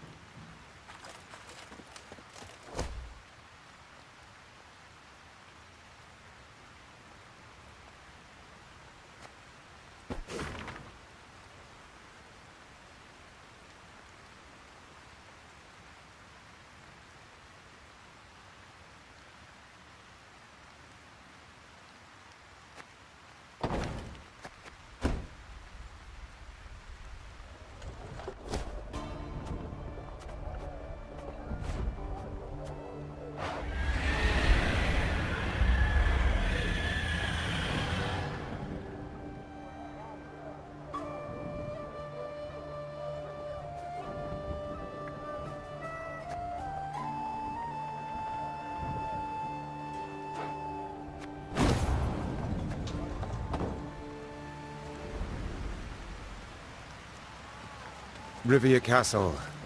Seems our journey nears its end. That end could yet prove tragic. We've daunting tasks ahead. Pride. It's all I ever felt pondering those walls. Yet now, to behold them from below, I truly do wish we hadn't built them so tall.